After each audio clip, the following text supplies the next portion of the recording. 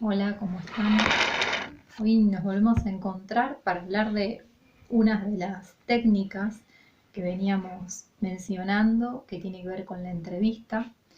Eh, para esto decirles que bueno, hay entrevistas que tienen que ver con la investigación social, con la investigación en el campo de las ciencias sociales, y nosotros tomamos de insumos teóricos desde esa perspectiva, desde la sociología y la antropología, que nos sirven también para la entrevista en la intervención social. Pero no son la misma cosa, no es el mismo tipo de entrevista para la investigación que la entrevista para la intervención. Nosotros para la intervención social tenemos, como veníamos hablando en instrumentalidad, tenemos una posición frente a esta entrevista que vamos a hacer, una posición respecto de una prenoción del problema que vamos a trabajar, en relación al lugar que ocupamos institucionalmente, digamos, desde dónde lo estamos trabajando, cómo nos llega el pedido de intervención, eh, qué lectura tenemos de ese problema social previamente, donde ya nosotros tenemos una construcción teórica de nuestra formación y una posición ética y política, como venimos trabajando en la intervención profesional, que nos va a direccionar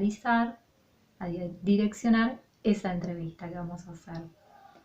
Una de las cuestiones a tener en cuenta, la principal, diría yo, es la concepción de sujeto que tenemos, porque la entrevista es una construcción donde hay una alteridad, donde hay una diferenciación de los roles, de los lugares que ocupan el entrevistador y el entrevistado, sin dejar de tener en cuenta que el lugar de poder que ocupamos los trabajadores sociales, respecto de las representaciones que tiene la población con la que trabajamos, de nuestro hacer profesional,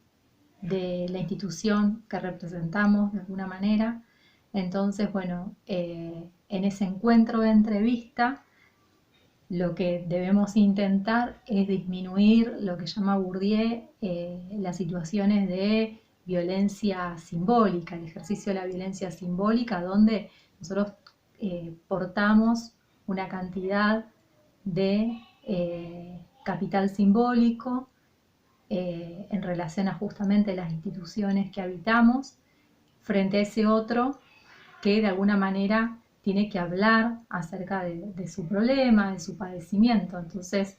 por un lado, el vocabulario que utilizamos, el encuadre que le damos a la entrevista, el espacio que tenemos para hacer la entrevista, la dedicación del tiempo,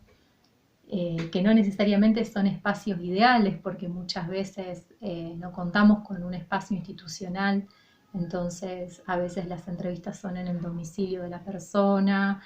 pueden ser en los espacios barriales, digamos, muchas veces se dan en la calle, porque no es conveniente que esa persona esté en el lugar donde viven y sea vista en la institución. Entonces, las entrevistas se hacen a veces en situaciones más de mayor vulnerabilidad, se tienen que hacer en espacios públicos, pero el encuadre que le podemos dar de confidencialidad, de respeto, de dedicación a ese momento de la entrevista, determina la importancia que tiene justamente ese proceso de construcción dialógico que se da, digamos, en el intercambio, en la interlocución con el otro, para hablar de una situación que lo está atravesando, de un padecimiento, de una preocupación, de una búsqueda.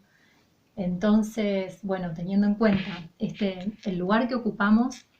de un lugar de poder, el lugar de alteridad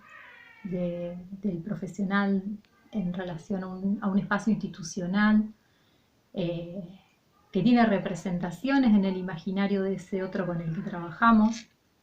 la concepción de sujeto, volviendo a esto de la construcción que se genera en el diálogo, donde se producen modificaciones en ese otro con el que estamos hablando y en nosotros mismos en relación a la representación que teníamos de ese problema. El encuadre, digamos, de buscar el lugar propicio con la dedicación del tiempo. Tener en cuenta que de alguna manera en las entrevistas de intervención, si bien no siempre la respuesta es inmediata, nosotros tenemos la posibilidad de ir generando ciertos movimientos, digamos, en la percepción que el otro tiene del problema, que va a ir también tirando pistas de alguna manera hacia su resolución o viabilización. Digamos, también es en ese momento de la entrevista la posibilidad de pensar cómo ese problema nos afecta y cómo podemos ubicarnos frente al problema y a qué podemos recurrir. Entonces, la intervención también es en la entrevista. La entrevista no es técnica, no es algo que se aplica, no es externa, sino que es parte de ese proceso de construcción y tiene efectos sobre el otro, ¿no? Siempre la palabra tiene un efecto sobre el otro, por eso hay que ser muy cuidadoso en los términos que se usan, en el lenguaje, en el nivel de comprensión que pueda haber de lo que estamos hablando. No, o sea, que haya empatía, sí, digamos, tener la empatía es una característica para poder concretar la entrevista, pero también teniendo en cuenta esa diferencia de los lugares que ocupa cada uno, ¿no? Donde poder dar un margen de autonomía en la percepción y la construcción del problema. Entonces, bueno, una vez que se haya podido concretar esa entrevista, es muy importante poder registrar, ni bien uno tenga la posibilidad de finalizar la entrevista, registrar las ideas principales, lo que se ha construido en ese diálogo, sobre todo porque una de las cuestiones, va a decir Roxana Gruber, a tener en cuenta es la atención flotante, o sea, estar todo el tiempo escuchando al otro, escuchándonos a nosotros mismos y lo que ese diálogo produce.